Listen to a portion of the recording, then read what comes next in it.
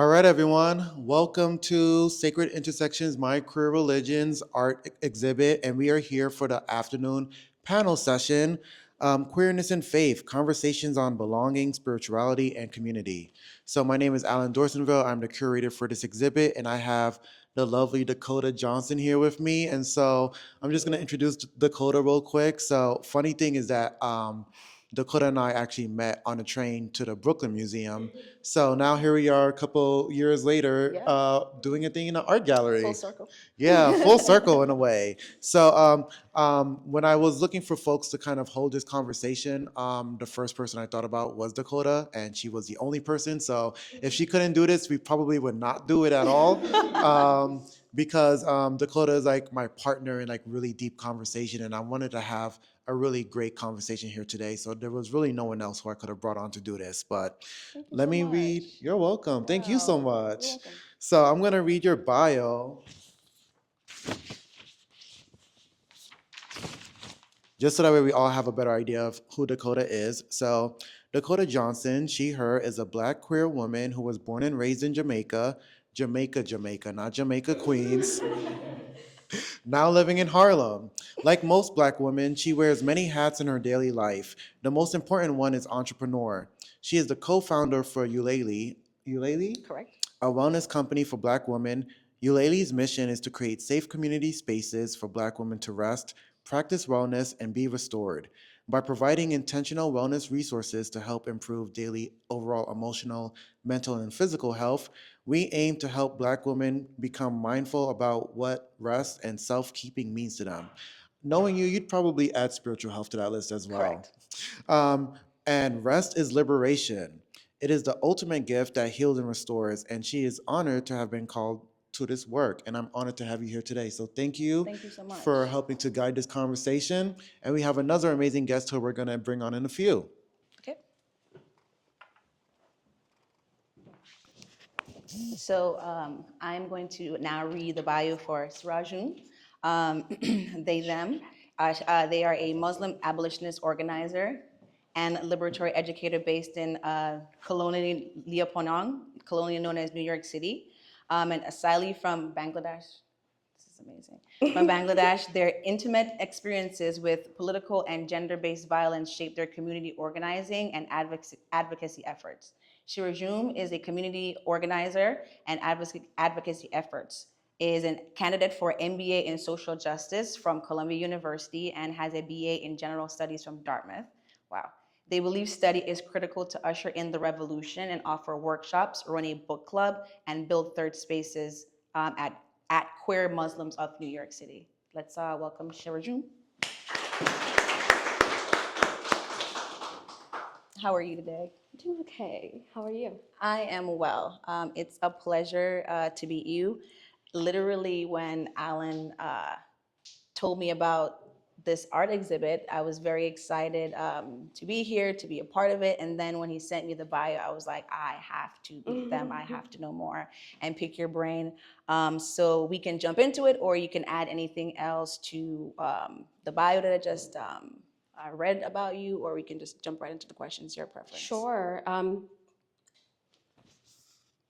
Well, I was very impressed to hear your bio read by Alan a little while ago. Really excited about this conversation because of the work that you do and the lens of questioning that I'm hoping we can get into today. So I'm really excited about that. Okay, awesome. So let's talk about it. We know that this is about the intersection of queerness and religion, and it's interesting enough that we know that like an intersection is the meeting point of two different things. And it's interesting because now it's like Christian, Muslim, both foreign. It's very interesting to me. But I'm going to jump into my first question that says, how do you understand your relationship between your queerness, your Muslim faith, and your political commitments? For me, all three are the same. They're synonymous to each other, both in an embodied way and also in a theoretical way. I'll begin with embodied. For me, like practicing faith, like mine happens to be Islam, but practicing faith, if you are familiar with any religious texts, there is a main tenet of justice. And I think that we are put on earth for very specific purposes, and one of them being to take care of one another and the earth and all other living beings. And if you call it social justice, it might be social justice, but I feel like that's what inherently we're here to do. And I think, and it's an embodied practice, right? Because it's relational. You have to build relationships with um, the earth, the people of the earth, and um, all the differences in around you, right? Making sense of that, like that's often like an embodied process. And for me, like the how like queerness came to me, it never felt at odd with any of the above. Like it felt very much like, and especially being a Muslim in the US is queer, right, in itself. Like it's non-normative. If this is a Judeo-Christian country, so I think you're already othered. Being a person of color, you're already othered. So I think being queer was a familiar feeling because you have already been put in that other box in other ways that you present yourself. I mean, and that must be to add other to another otherness, because on top of that, you're from another country as well, right? So how did that happen? How did we get here to the States, and adding on top of the what I would assume traumatic experiences that you've been through, and then expressing yourself and even being vulnerable enough to even do this work, I would imagine would bring up a lot of emotions for you. How do you balance that? Yeah, I was reflecting in one of my classes the other day about why are we passionate about the things we are passionate about. And um, it was really for the first time ever that I sat with the understanding that this is a life that I actually didn't choose for myself. Like it happened to me. Right. If it was up to me, I would be on a stage performing. I would draw. I would read all the books in the world. I would enjoy nonfiction. I mean fiction. Nowadays, I don't know. I don't remember the last fiction I read, and it's not something that. Like it's definitely something that I'm passionate about, right? Like the organizing work, and working with survivors of violence in my day job. Um, but that's the world we are kind of brought into. Now, what do? Do you sit by and be part of the enablers who are making the violence happen, or do you express your disgust and discontent with the state of the world and do your part to make it better? Right. Because I mean, and I think that's the next step right to that point, because you can express your frustrations and you can express how annoyed or upset or your disdain, but what is your action towards that? Because complaining is one thing, but how are you, doing your part essentially to help the fight and make somebody else's life better, even if you're going through your own challenges. And you said something earlier about, helping people. My name is actually Native American. It may not be spelled the same, but it means friend of the earth. And growing up, I didn't know that. I just knew that my mom, when she named me, she wanted to have a good, strong name, and it was a name and a character. But when I moved to the States from Jamaica, I was playing tennis, and some gentleman told me. I knew it meant friend, but I didn't know of the earth. Right. And if you speak about calling, I felt like, one, I've always grown up helping people and knowing that that was something that was greater than myself, but also too, I grew up in the Christian faith, so also to helping your neighbor and being good and kind really came with it, but it didn't feel like it was something that I was putting on. It felt like it was something that was Intrinsic. exactly Yeah. innate to me. Yeah. And then it took it a step further when it became like of the earth, because like I grew up in nature, and then coming to New York City, that's not really something that you get a lot. No.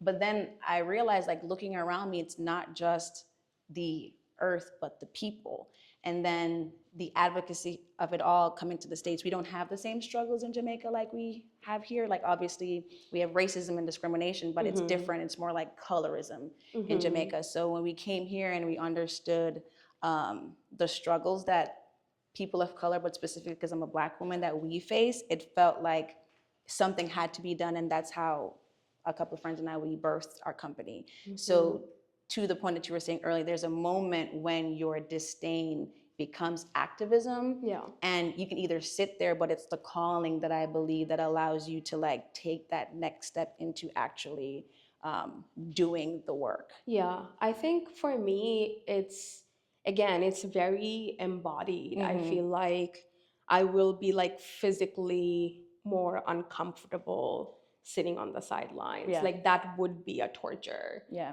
And so putting myself in the middle of things like is almost like safer and feels better. And that could be it because of my experiences around violence. Like I think it's one that's very normalized. And growing up, I grew up in Bangladesh until age of 15, and it was like a very everyday conversation at dinner table that my parents were getting a threat from like a business partner or someone um, saying that, oh, we are gonna like kidnap your daughter if you don't do blah blah blah.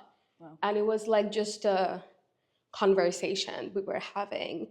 So obviously, like when you grow up in that, and I would argue that is many people's sense of reality in this country, right? So depending on like where you exist in society, like our realities look different.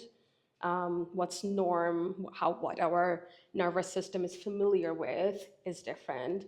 And I think mine craves chaos.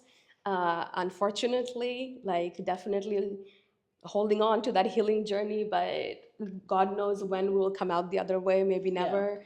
But I'm definitely, if like someone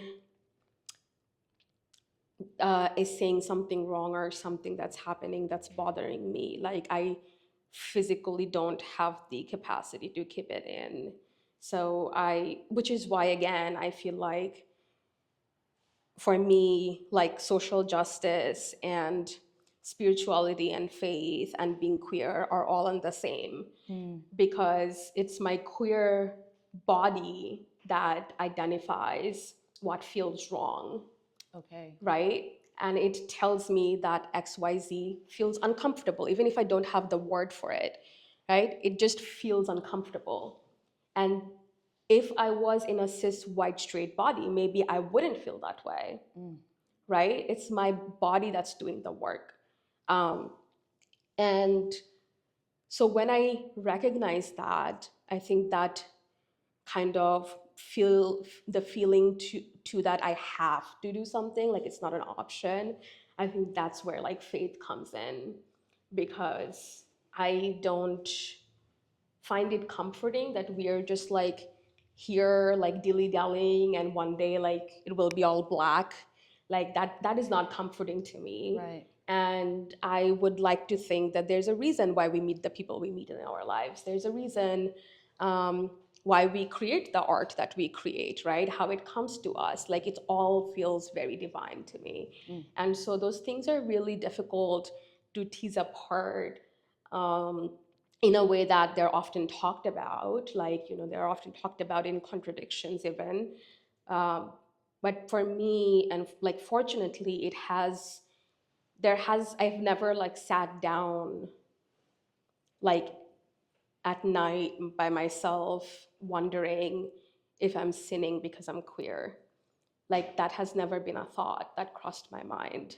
Wow. I came to my queerness like while I was in prayer, like when like I knew it in my bones. I was sitting in prayer. And so those, I think that's also one of the reasons why currently like I'm in theology school, because I have, through Queer Muslims of New York, I have got to um, have a sense of community here in the city and beyond, of a lot of people that have, um, that are really hurting because of their experiences with religion. And knowing that I don't know what it feels like, but that's all that is around me. I have siblings who are queer, and for whom like they don't have a relationship with Islam, so they have a whole different equation, right, in how they perceive their queerness. Um, so all I think everywhere I looked, I saw just a lot of like frustration in forcing these two different, very different things like come together. And that never was my experience. And I want that to be available to other people. I don't think religion, or forget religion, because we know it's when faith is packaged as an institutionalized Right. form of control, like that's not what we are talking about here. Right. Um, but I think faith, um, I lost my train of thought. That's okay. But What were we talking about? no, just in general. But I'm just gonna piggyback off Yeah. that because you said it came to you in prayer. Yes. And so that's what I stuck the pin in my mind is what was that prayer like? Because before I came to my acceptance, it was like, God, like we have a problem. Like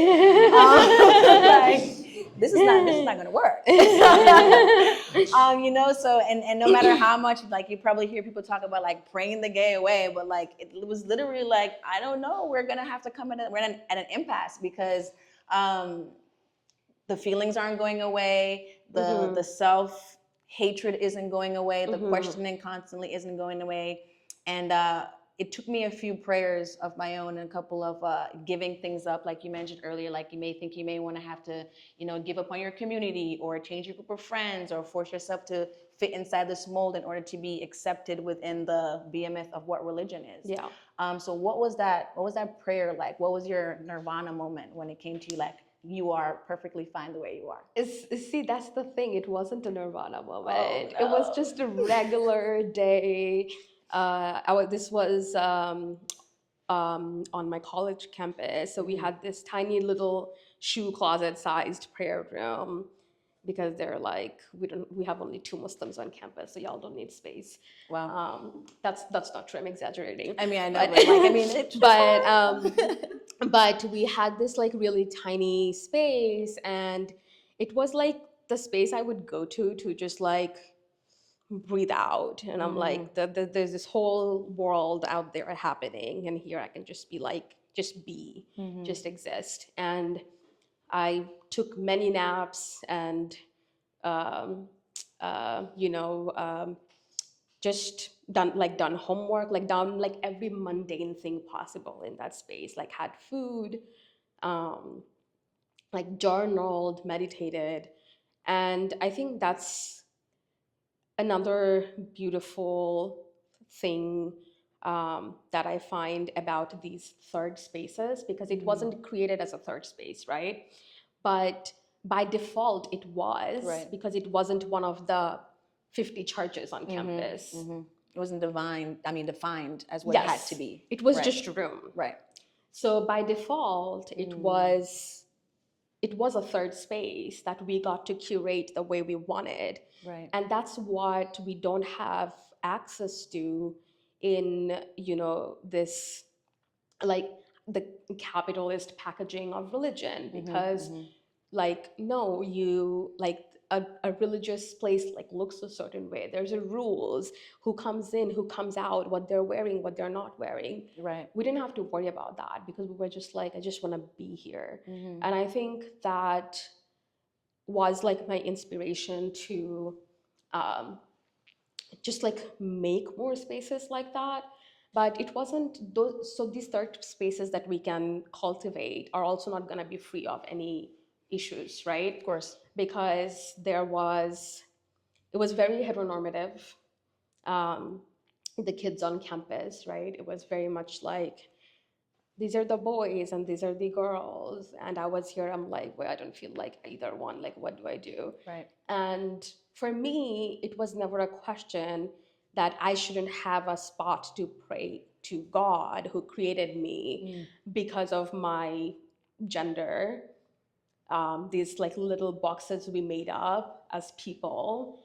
And it was interesting how passionate all these, misogynist people, racist people felt passionate about being like, no, there are two genders.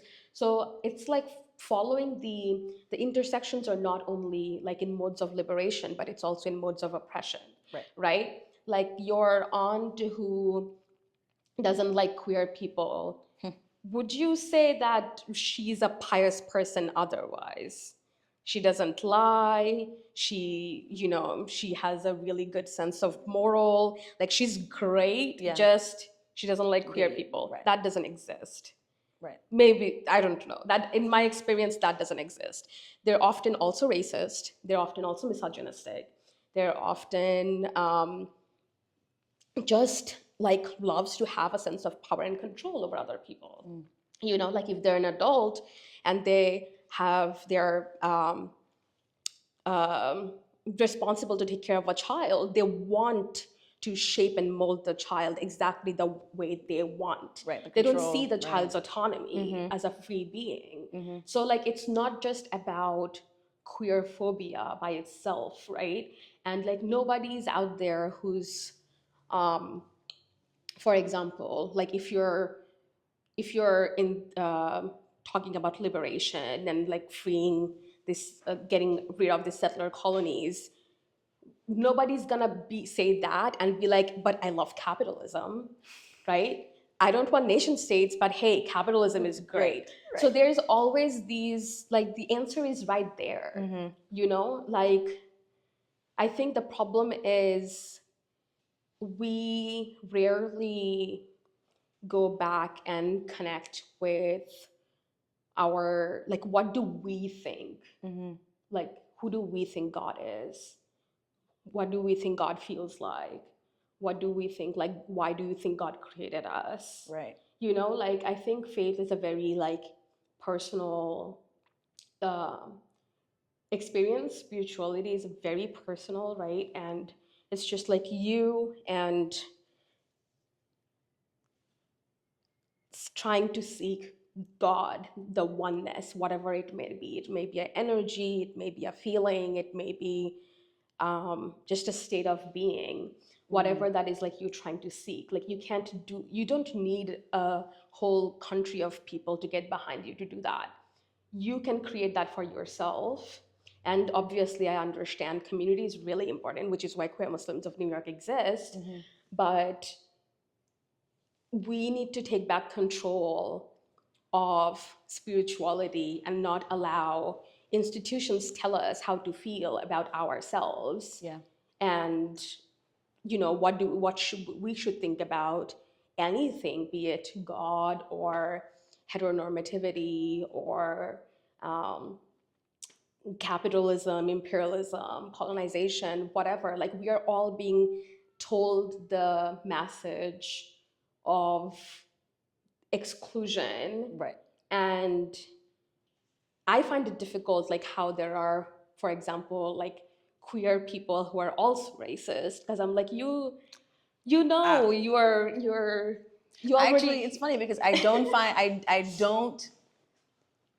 I don't find it difficult to see how they would still be that way. Because you said something earlier where you said your queer body is what's experiencing these things. Right. which means if I were to put a percentage on it, I would say the majority of your percentage or your body is like, I would say like I'm 95% queer. Like everything about me is like that. But I think a lot of people, myself included before, would be like, my queerness is this small part of me. Like when I show up in the world, when people first see me, they see me as Black, most likely, and then they probably see me as a woman, and then no one would ever know that I'm an immigrant unless I say something, or if I truly use my regular voice. Like they would see the first thing that's presented to them, right? Yeah. So if a person is queer, they're like, sorry, white men, if a person is a white man, let's say, for example, they're going to show up first in their whiteness. Right. So it's like maybe being queer is probably the third thing on that list. First is probably like a man, second it's white. So you get certain benefits from those things. So why would I not operate in this area of power? Yeah. They may not mean for it to be at the forefront, but it's kind of like ground zero, right? And then after that, it's like, okay, so now I'm queer, so these other things affect me. But first, the first things that's going to probably affect me is my pockets. So capitalism, oh man, that's my money. But I happen to be gay, and there's like a conflict there. Right. But I think for people of color, we don't really have that luxury. So it's like other things might take precedence, or we might show up or walk a certain way before we think about the other isms that plague the world. Right. At least for me. Yeah, no, absolutely. I think I would have a very different queer experience if I spent all my life in Bangladesh, where it's a Muslim majority country. I like, as a Muslim, like, you're not thinking about your faith twice. It's just like the norm, right? Yeah. And so that definitely impacts how you experience the othering when you are part of a dominant group versus, on this side of the border, when you're not part of a dominant group, like, you don't have anything to lose, so you might as well go all the way.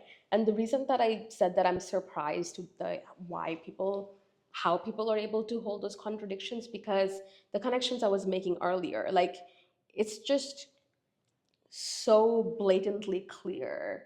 Like, you're gonna get your breadcrumb until it's your time to be locked away, right? So like, it's a time game. We're just like waiting our turn and being like, let me pocket as much as I can while I wait my turn. Like, the game is rigged and we all know it. So why are we playing it? Like, I feel like that's the contradiction, not like queerness and faith. It's interesting. I think the gaze that I walk around with more so than anything now is a Black woman. It's going to sound so crazy, but I talk about this with my friends all the time, is if you look at the hierarchy of society, Black women are at the bottom. And so we don't even have the comfort of analyzing any of what you just said. It's very much like survival mode all the time. And you just do. And rarely do you have the moment to turn your brain off or your emotions. Like, you just show up in these avenues that you're expected to show up. Like I said, I grew up Christian, and in Jamaica, like, we are homophobic. And very much of the popular songs and the artists, like from the 90s, which people probably heard throughout the radio, all are like calling for like mass murder of gay people, or mass murder of gay men, essentially. And we love it because it has a good beat and it's a vibe.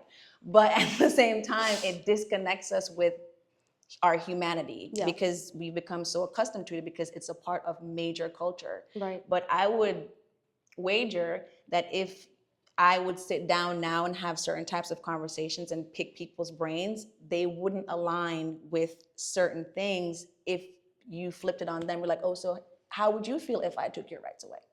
Oh, but you wouldn't be able to because I'm the majority. Right. But people oftentimes don't think of the other because that thing's not affecting them. So they're perfectly fine disassociating certain things until the breadcrumbs on that particular table, like you said, have now been gone. Right. And there's nobody left to, help them. But I think it's a crazy cycle.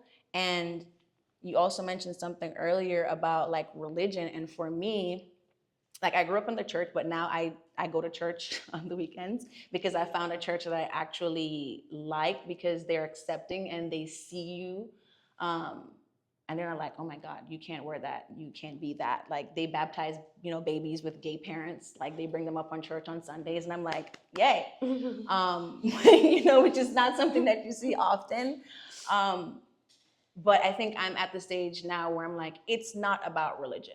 Spirituality has been co-opted by capitalism and all these things, but like when you sit in that room by yourself and you connect with yourself, like that is when I believe like your true faith starts to like flex its muscles, because now you're like, it's just you and me. You're with yourself. You have to be like completely spiritually naked. There's nothing that you can hide from yourself. There's nothing that you can hide from God.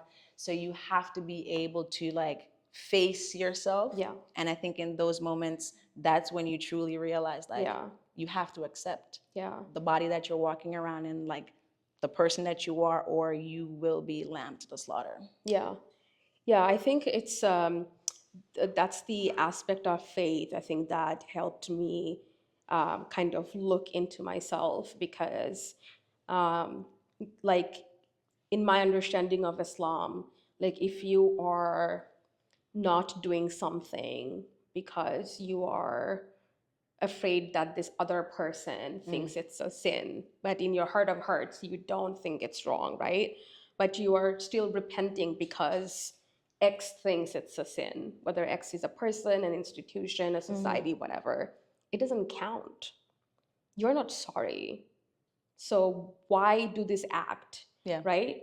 So and similarly, you can go to the mosque 5 times a day, cover, pray, and if you don't for once feel God's presence, like what's the fucking point? Performative. Like you're just doing it for the person next to you, or your mom, so that she doesn't get mad. And it's like, and it's okay for you to be honest with yourself about that.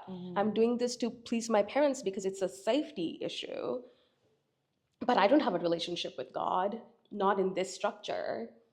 And I think because we don't pause there and we just keep going on with the performance thinking that's religion, I think is why we never interrogate ourselves and our beliefs, and as a result, everything around us. Oof. I mean, this might be blasphemous, but I'm going to say it.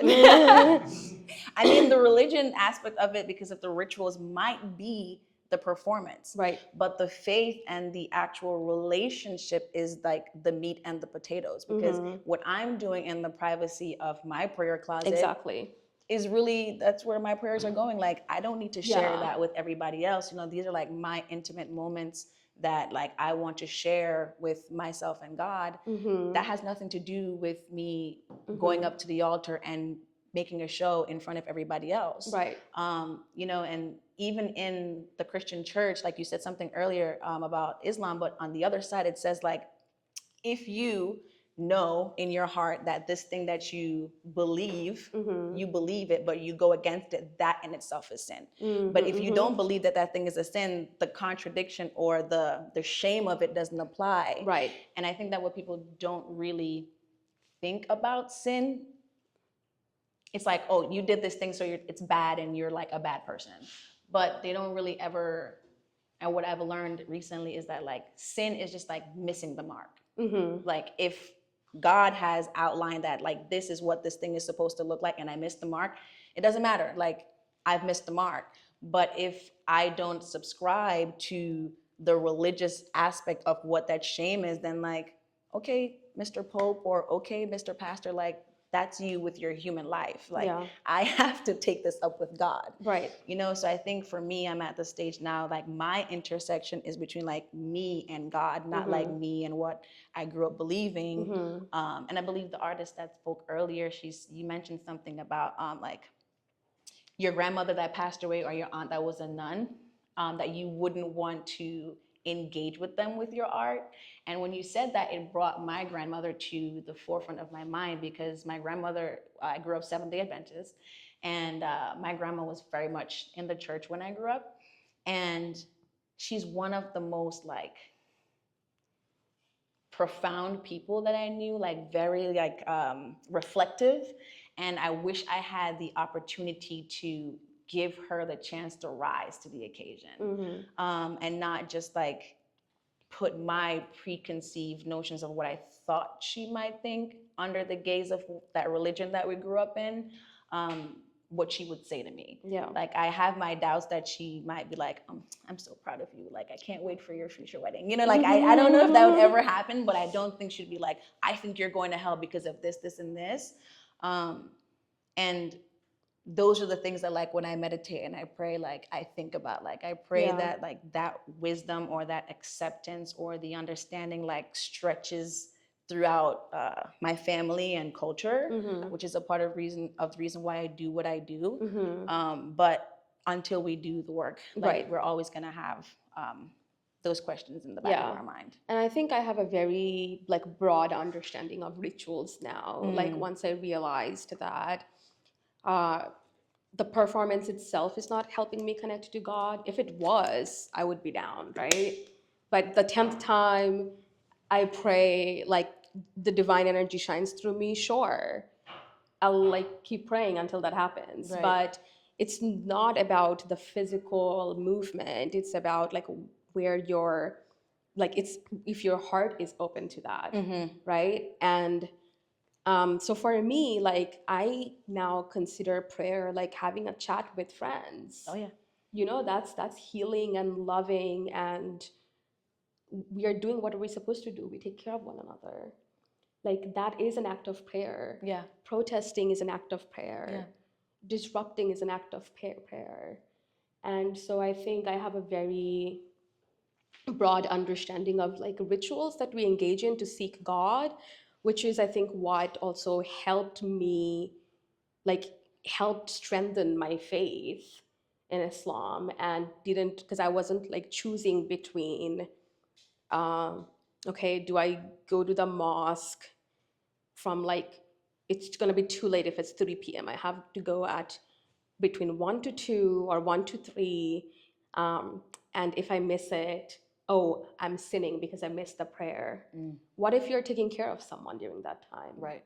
What if you're feeding someone?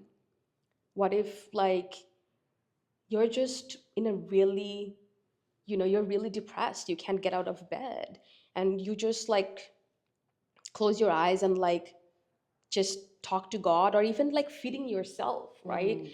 Like in Islam, like it's critical that we take care of our bodies because these are the vessels that God has given us. Right. The only one vessel we will have, where our soul lives, and you can't. Being neglectful towards yourself is sin. Like you're supposed to take care of what God created, all of God's creation, and that includes you. You are God's creation. You can't be like, I'm gonna suffer for the sake of this broader good. Right.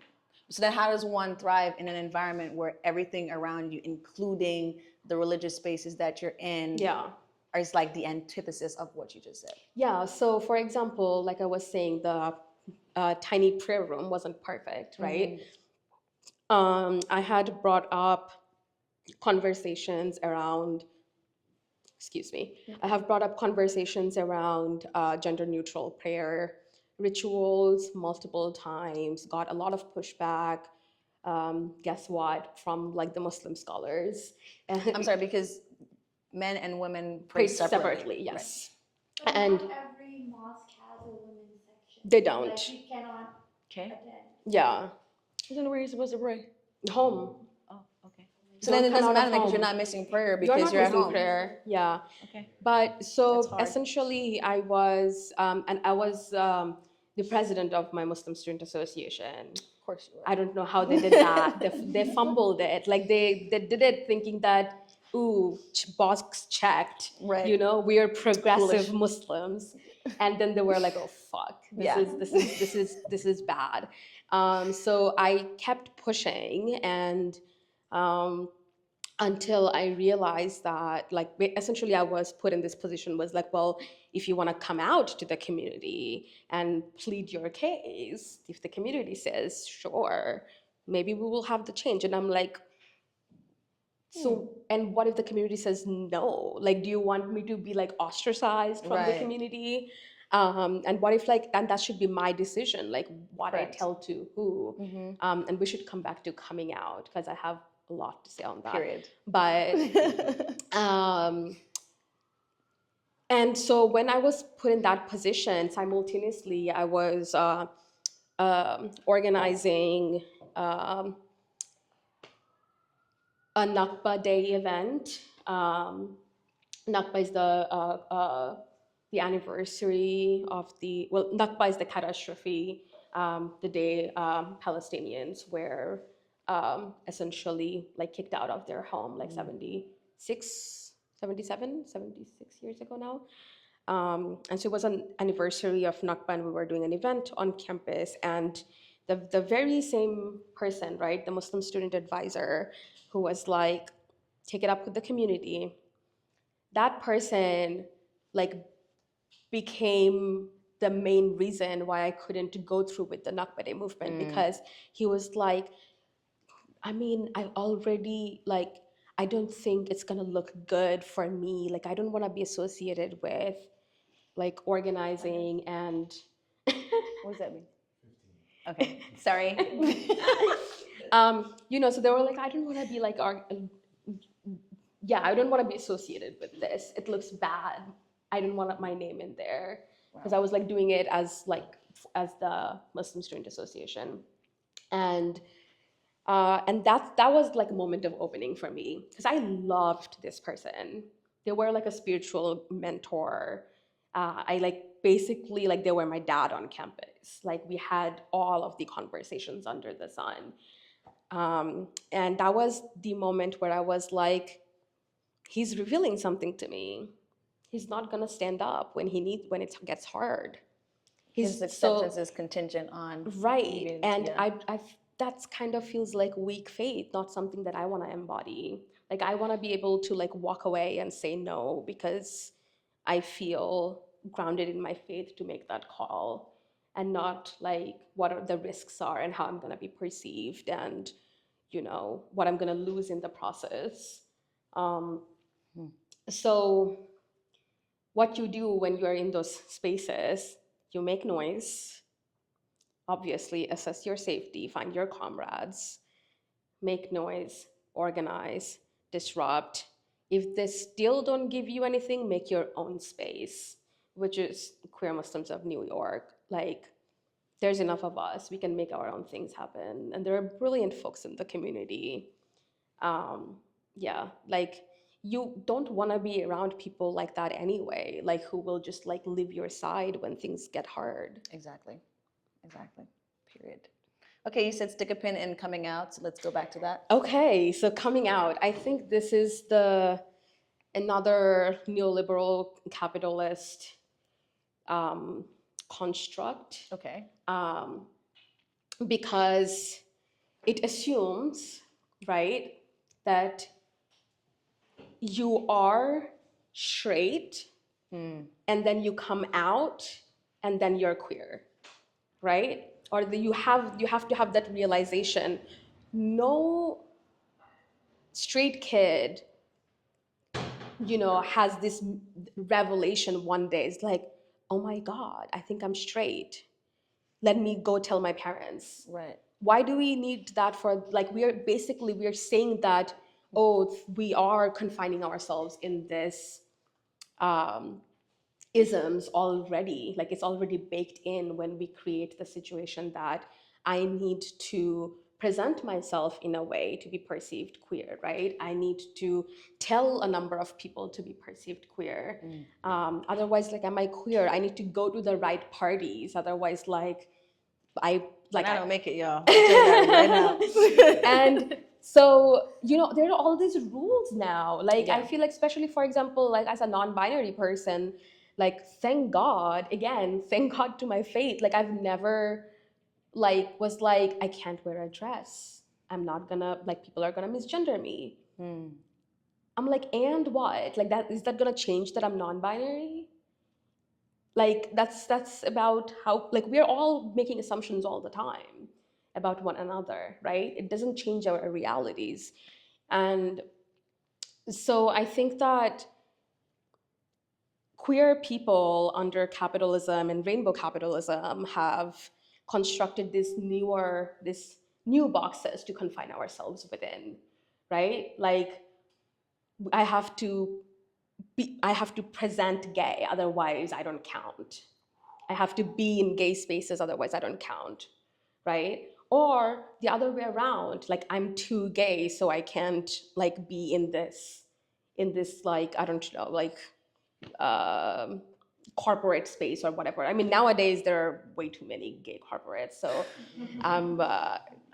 that's besides the point. But yeah, so I think it's about your relationship with like yourself and your sense of community, right? Yeah. Like it should be like you're inviting people into your world. You have discovered something about yourself, and you want your loved ones to know. Right. You're inviting them into your world.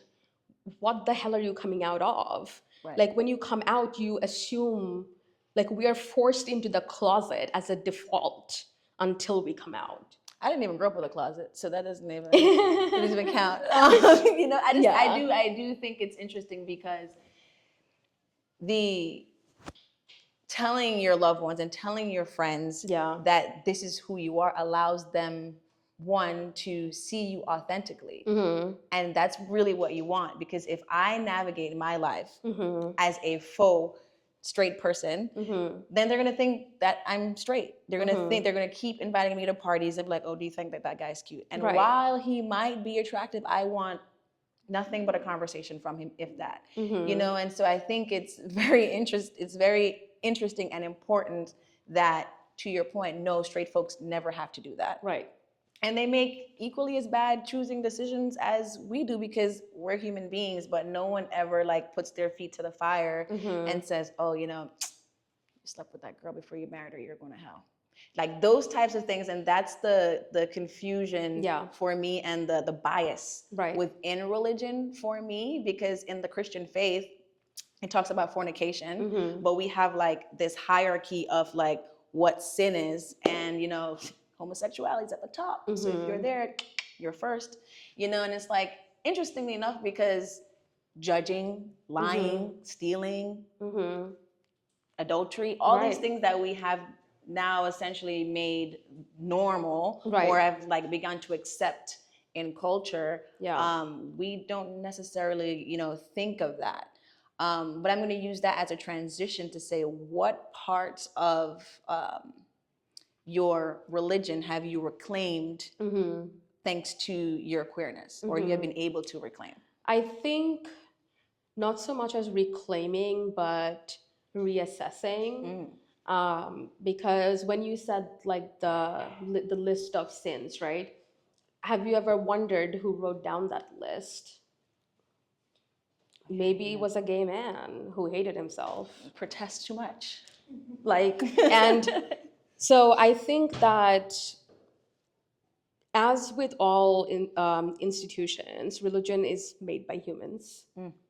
And we all know what humans are like. Yeah. And we love bringing all of our biases into everything we do. Sometimes they're good and wonderful and beautiful. Other times they're horrifying, right? And you can't take that. You can't like take another person's interpretation of faith as your faith. Right. You have to figure out what's your interpretation of your faith. Even if when we read a book, right? Let's say, I don't know, a novel, you're reading Octavia Butler. How you read that novel, your experience of reading it, what you take away from it, it's going to be very different from what I read and my experiences. Right. You're going to read it from a Black woman's perspective. It'll be like, that's how you see the world. And I don't have that experience. Right. I will never be able to like read it from your perspective.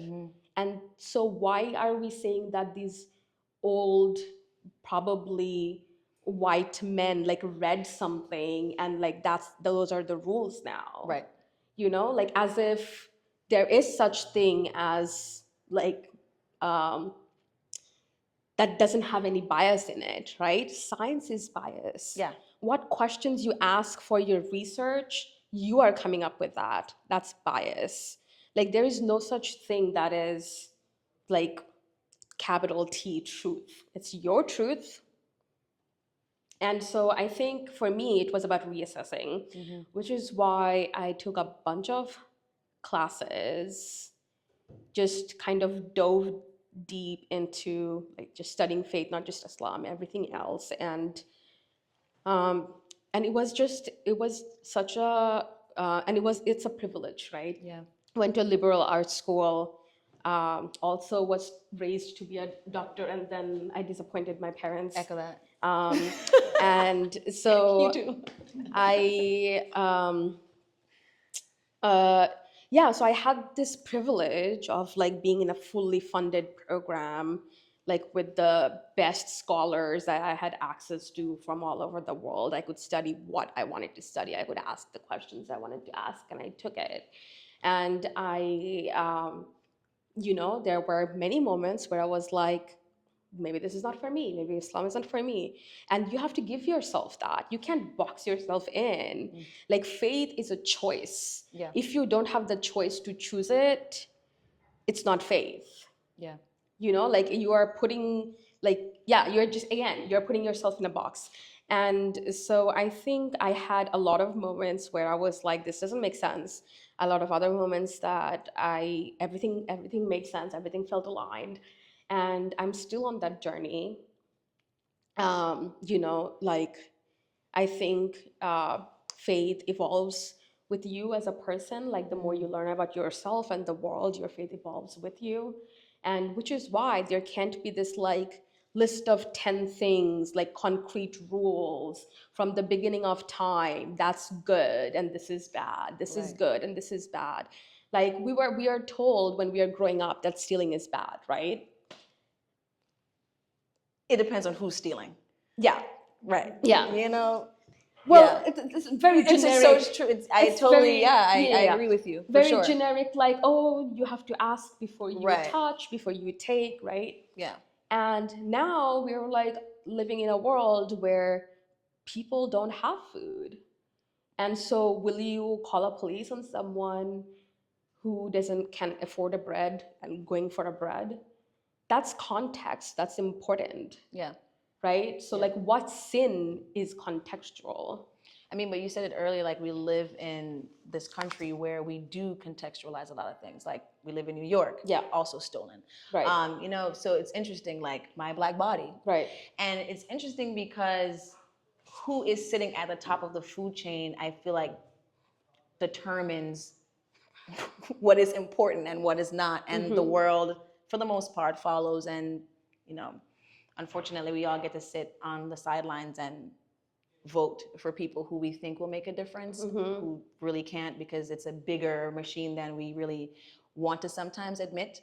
And I laugh because when I watch the news or something and I see these people and they're like, yeah, my faith tells me that this is, I'm like, not my God. Because my God says like all people are equal, Yeah. and it's interesting because, and to your point, like I had to read for myself, and that's why I love that you talk about literacy, because literally you have to, Bob Marley, like you have to emancipate your mind. Yeah. And if you don't do that, then we're always going to be literally sheep. Yeah. And it's perfectly fine if you can trust a shepherd. Right. But if you cannot, then once again, you're going to get eaten out here. And I'm reading more and more, and I've had to accept like a lot of things about myself and my sexuality and what I believe and what I don't believe. Like a lot of people are Christian and they believe in Christ, but Jesus wasn't a Christian.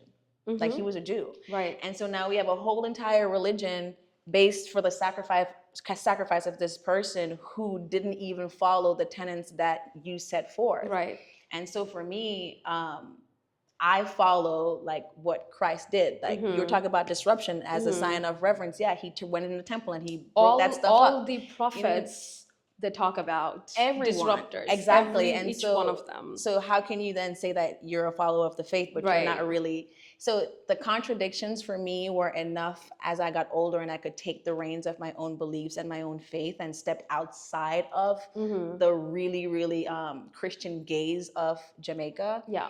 I could like flex my questionings a little bit more, and like I question God all the time. Yeah.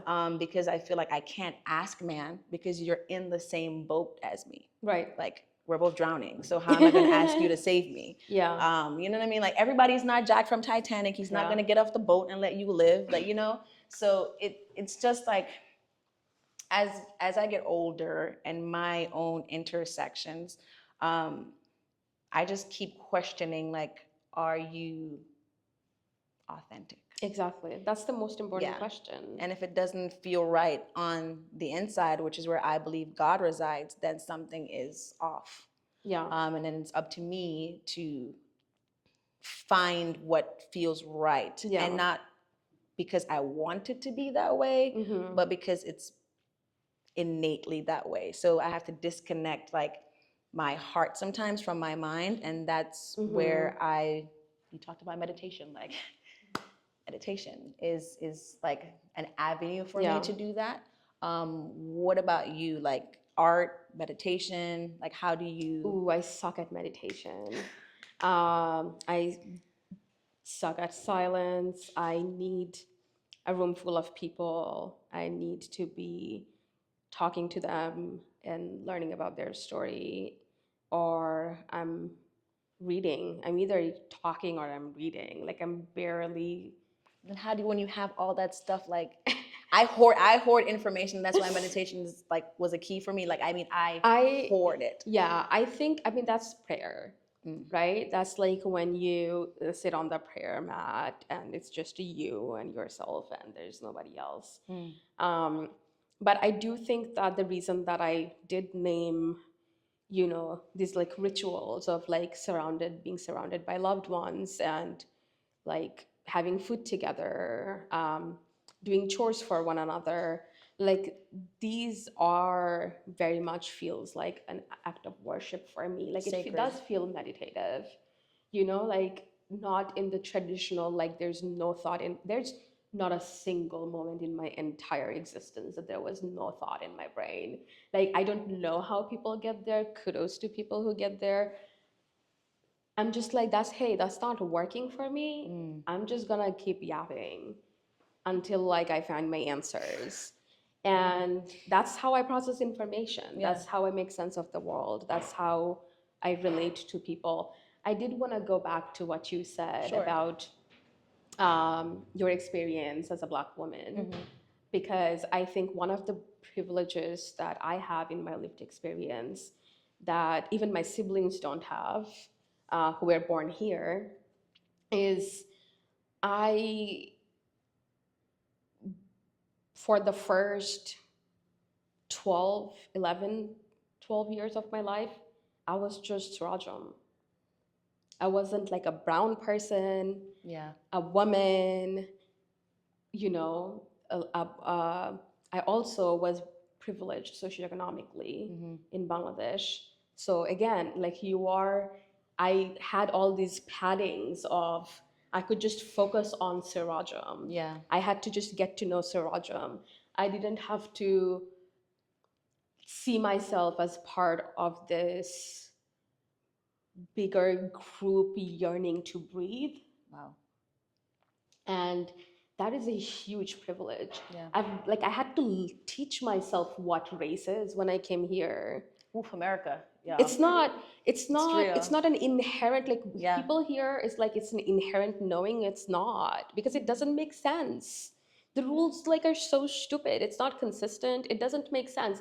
You have to literally like train yourself. So like I had to be like, oh, okay, this is what these people look like and these are the stereotypes and blah blah blah blah. Like real talk. It's like so made up. I watched so many. When my mom told us that we were moving, because I spent the first 13 going on 14 years of my life in Jamaica. When my mom and my dad told us that we were moving here, and we didn't grow up with cable. So I watched like I binge watched Disney Channel, Nickelodeon, all these things. And I just remember telling myself, as long as I don't go to the American school and be like in the middle of the semester where the teacher takes you in front of the class and then like everyone knows like you're the new kid, like that was my nightmare. Yeah. And then I was like, okay. And then I came here because it's predominantly Black country. Like I've never had to really worry about being Black in a space or anything like that. And then you had to understand like, okay, I have to learn about this. I have to learn about that. Yeah. They look alike, but they're not. You can't say this, but you can't say that. Yeah. And I was just like, how do you survive in this country? And then I was like, yeah, you have to survive here. It's hard to thrive. So we're surviving on a daily basis, but the goal really as human beings is to thrive. But when you live in certain places and spaces, it's very, very challenging and traumatic. And then also to want to extend empathy and sympathy when it's just hard to find. Right. Let's look to the future. Okay. We've talked a lot about that. Let's see here. If you were to design a queer abolitionist and sacred space, what would it look like and feel like and sound? Probably like a garden where there's people can just get food from the trees and drink from what is the thing called? Fountains. The fountains. Yeah. And yeah, just lots of like plants and animals that, and we have like a symbiotic relationship with them. Like we are depending on them for our source of energy and in and we therefore take care of them, and then when we die we become them. Yeah, and so that's the other thing that I think keeps me grounded, that one, you get to have this version of life only like once on this planet, and you get to be like be become the universe when you die, right? Like you become of the soil, you become of the ground. Like the plant that blooms, that's like, that's you. The animal that eats the fruit from the plant, that's you. And that's so beautiful. So I think that's how I try to, and especially right now because I'm like studying indigenous spiritualities of Turtle Island in school, and that has made me like brought me so much closer to Islam. Like it's such a gift. And I have been like retraining myself to like think about hierarchy, not just like within the human race, but just amongst living beings. Right. Like what tells us that we are superior to an animal and a plant and etc etc, right? Like that's where how we have like normalized also like claiming superiority over one another. When we like are all made up of the same basic molecules, like it's the same CO2, O2, like going back and forth, you know? It's given Pandora. Literally, like I'm from the earth, I go back to the earth, and it's all cyclical. So it's paramount that we understand that that is the cycle of life. Yeah. And I think the sooner we disconnect with this level of like, to your point, like I'm better than you, I'm at the top and you're at the bottom, like, I think it'll be better for us because then we'll actually see each other as human beings, stripped away from all of the other things that we may, carry with ourselves or in our bank accounts. So we can actually like look at each other eye to eye. No, I seriously sometimes I'm so curious. Do some people think they can bring money to their grave, and like what will they buy there? Like a serious question. Like what's the purpose of hoarding? Like where are you so they bringing can pass it it down. I really do think that well, that's there what it won't is. be a earth left to pass it down to Then a generation. Then we'll just go to Mars. Okay, good luck with that. Like, because that's what we see. They can go right now. I think we'll be better off. I agree. And then I think my last question is there a prayer, a poem, a word that you would leave with the audience, a young person seeking faith, artist confusion at the intersection, what would you say to that person? I think lately something that's keeping me sane um, in this wild, wild world is this hadith. So it's like saying of the hadiths are sayings of Prophet Muhammad, peace be upon him. And the hadith says that even if it's like, tomorrow is the last day, right? The earth is not going to be here anymore. Um, and you are holding on to a seedling, you have to plant it. Like that's our role. Our role is to do. We don't get to decide what happens. We can't control the weather and the pace at which climate change is gonna devastate all of our communities. We just get to do our part. That's all that we are in control of, and that's the duty like we have. That's and I feel like because sometimes it's like so easy to become hopeless and be like, Yeah. what's the point? I don't see the tide changing, definitely not in my lifetime. I don't know in how many more generations, maybe something will happen.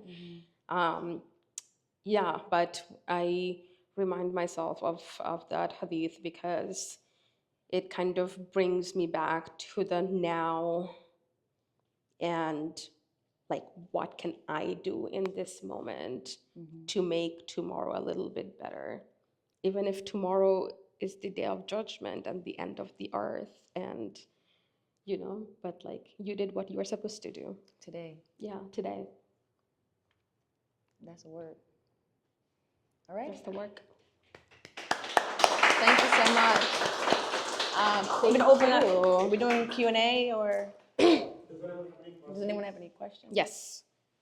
More of a comment. I really liked how you referred to, like, you opened with social justice, and then you referred to many of the nurturing activities we do as humans as prayer, which does resonate with me a lot because I come from a very, religious household, religious country, where these things are like prayer and just the rules that we put on humans are so limiting, and they have almost nothing to do with how we actually thrive as a community. Right. You see the problems that happen in like Central America, where I'm from, and it's not something that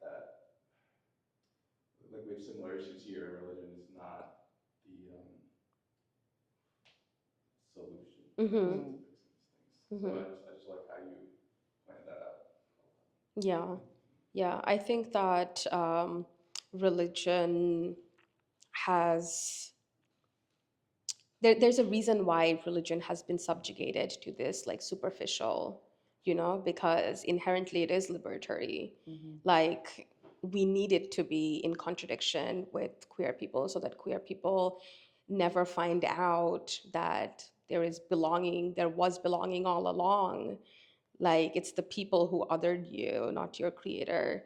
So I think that even in specifically in our movements right now, it's important to embody spirituality, because I feel like that's the missing component that's keeps us going back in this like circle of just self-destruction and violence. Yeah. And I would add to that, like the clarity amongst it, because there is a beauty, if I will say, in religion. Like when I see like thousands of people all praying at the same time, like I think that I was like, man, I really wish like we did that in Christianity, like except for on Sundays, but this is like a daily thing. Like you've made the time to connect. Like I know I'm doing this thing because you make time to go to work and you do all this stuff, right? Like how do you replenish yourself and like give thanks for your existence? But I also think that there's a notion of that's outside of it that requires you to do your work. Right. Like you have to participate in it. And in your own participation, you're no longer able to like be misled as much as we were misled before, because until I was older and I read for myself, like the Bible literally says like nothing can keep me from you. Like absolutely nothing. Sin, death, evil, war, like absolutely nothing that I could do can stop God from loving me. But that's not what I was taught by human beings. Like I have to do these particular things to be perfect in order to be accepted by God, which is not true. Yeah. I was also taught that I have to be pristine before I can come, but he says he'll meet me where I'm at. Right. And like it's like you have to almost fight this external battle with religion, but you also have to fight this, which you think would be hand in hand in like making the world a better place and like doing what God has called us to do, which is like love your neighbor and love yourself and like take care of the earth and all these things. But capitalism and all the other isms makes that very much a challenge. But one of the things that has liberated me is reading more and reading different versions and like reading and asking for clarity after I read something. Yeah. And because sometimes you read and it's just like, this doesn't make any sense. Right. And I'm like, is this my human brain that I have to shut off and connect spiritually? And then, so yeah, I have to do that. So then after I read and I pray, I have to meditate then on what I've just read. Yeah. And then like, really it's like, oh, okay, well, the Bible literally just said this and they were teaching me that it didn't say that. And you talked about like gender identity. Like something else that I read was like, now that you believe that God is God and you've accepted it, there's no longer male or female. And I was like, drop the mic. This isn't even real. You know what I mean? Like it's just another constraint that has been like placed on me because this body is going to go back to the earth. Right. And then after this body has done its job, my spirit is what's going to live on. And if this spirit isn't bright and beautiful and have done what it was called to do, then it would have all been for naught. And am I willing to wager that? And I'm not. And so in order to be free and have a chance to experience life how God had created or designed or intended for us, like we have to relinquish and free ourselves, not just from like the shackles of all the isms, but also like our own internalized like hate, you know, not even seeing ourselves, like lack of love, all these things. So yeah, I think it's just like a beautiful intersection when you meet the old self and like the new self and like accepting where you are. Yeah. And I think and that's where we are. On love, I think it's also important that love is accountability, right? Like you don't if I love my sibling, if they're doing something that's gonna backfire, obviously I'm gonna be like, let's have a chat. Yeah. Right? If I let them just go rogue, I don't know if that's love. So when we talk about like our relationship with God being loving, I don't believe in punishment. I think that's a human provocation. I think that there is accountability because that's what love is. But I think that's just, and it's the last thing I'm gonna say. But I think that's the power of like words, you know, because like you said, I might read something and it might be completely not the same understanding, but if I'm going to say to my younger sibling, like, I'm correcting you, not because I want to punish you, but I want to hold you accountable, like that delivery is something completely different. And it almost puts the onus on the person to reflect on what they're doing and, you know, reflect and then take the moment to like, do I want to change this thing? Do I want to go down that path? And then if you decide, like, that's up to you, but know that there will be consequences. But it doesn't feel like this, you know, doom and gloom type thing hovering over you without you really choosing to do, quote unquote, like the right thing or the sound or wise thing to do. And I mean, I'm sure we all know that. That never works. Like all the scary stories I've heard growing up, like you'll go to hell if you look at someone with lust. Did it stop me from looking at people with lust? So that's interesting. It's I mean, I guess that's how the human psychology works. If you're told to do, not if you're told something, don't do it. Like you're just gonna be like, oh, I wanna have Yeah. a taste of that. You But know, if you I understand consequences, yeah, growing up, I was not a big fan of consequences. So if my mom was like, "Don't do that," I'd be like, "Okay, girl, I believe you." Like, I believe you, which is why I think it took probably even longer to accept a lot of things about myself because yeah, I had to, I want to say play the role, but like I had to get straight A's. I had to do like these are the things that you're supposed to do. So if I was even stepping outside of um, that path that was laid for me, it's like, oh man, I'm failing, you know. But yeah, I fail all the time now, every day, and I try sometimes to fail because in failure I learn a lot. But I work in a school, so I would never tell the kids that. But like it's also because I'd probably be reprimanded. But also too, it's a part of how you learn. Like yeah, babies fall all the time before they can walk, and we let them because like that's the next step of evolution. So right.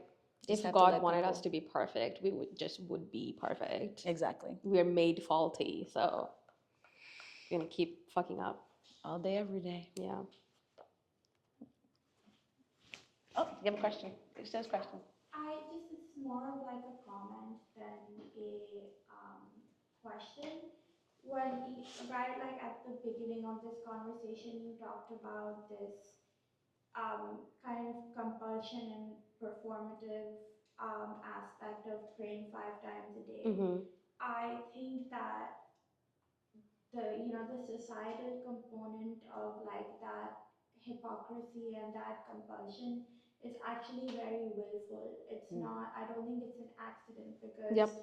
as Muslims we're told that everything that we need to know is in the Quran. And you can literally, like, I don't remember the exact like chapters and verse numbers, so you're gonna have to trust me as I paraphrase. We believe Please you. do. There's like I do know Surah Maun, which I think means like orphan, right? And Arabic says it explicitly addresses like not the word Muslim is not does not appear in the Quran as many times as the word believers. Yeah. And it's literally that whole chapter is all about this aspect of hypocrisy. It says, beware of the Hypocrites. person who prays 5 times a day in the mosque in front of everyone so that he or she can be seen, Yeah. but at the same time does not give, does not, and I think it's like, the exact words might be something like rebukes the orphan who is in need,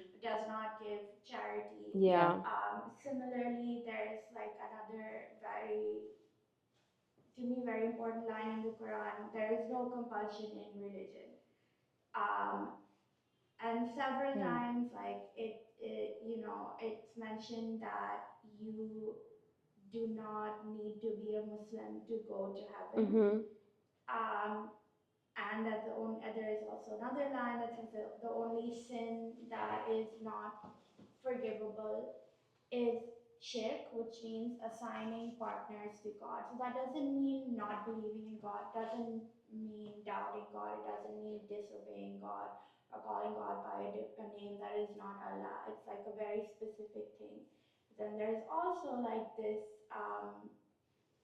uh,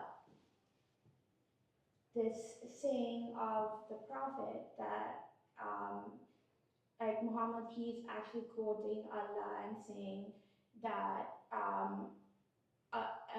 any person who has like a mustard seed's worth of arrogance in their heart cannot enter heaven no matter what they do. And the opposite is true. Anyone with a mustard seed's worth of faith cannot enter hell. So it's just like so frustrating that people will actually ignore the most basic and most important text that we have that is supposed to govern like how we perform or like live our lives as Muslims. Yeah, absolutely. Chapter 2, Surah Baqarah, God talks about hypocrites. There will be people who say they believe in God, but their actions doesn't reflect that. And those are the people that God hate the most. Um, Yeah, I think in terms of shirk, one thing I wanted to add is I see it as worshiping anything other than the oneness, the universal oneness. And I think the biggest shirk that we are committed to today is capitalism. Money makes the world go around. That's who we pray to. I would say I would add in there the love of money, because money by itself is just money. Right. And I've seen a lot of things in my life, and people will do heinous things for money, like family members, friends, and people that you would think would never do it. Because sometimes I think we think so far off, like we see like other people like way the person way down the street, you know, he's a bad person because he does all that stuff. But like when it hits close to home, you're like, oh shit, like wow, okay. I do have a question. Like, what's your interpretation? Because Muhammad was primarily a merchant. He married into quite a bit of money. Like, I don't know if he lived very anti-capitalist. I would say he was very capitalist. I do like. I think like a love of money like is different from capitalism. So like I don't know. I'm like curious about how you feel about like Muhammad and like the empire of money he built. Yeah. Well, in 6th century Arabia, capitalism did not exist. There was barter systems. Yeah. So people exchanged goods and services for other goods and services. There was no such thing as like hoarding of wealth, this abstract thing that gives you power, that gives you meaning. And yes, he was born. He wasn't born. He was born into a wealthy tribe, but then he left because when he found his calling as the prophet, he was like no longer part of his tribe, and he did marry into money. Khadija was a businesswoman, and yeah, there was. I can't remember anything that I have studied in the Quran or the Hadith that has any indication of hoarding resources. Like that is a very today problem. Like and that's another thing, right? We pretend like capitalism is as old as time. It isn't. Nation states are as old as time. They aren't. Like these are very new phenomena. We just made them up and pretend like they have been here all the time. So it gives me hope in the sense that I'm like, it doesn't have to be here forever because it wasn't here forever. I do want to respond to that.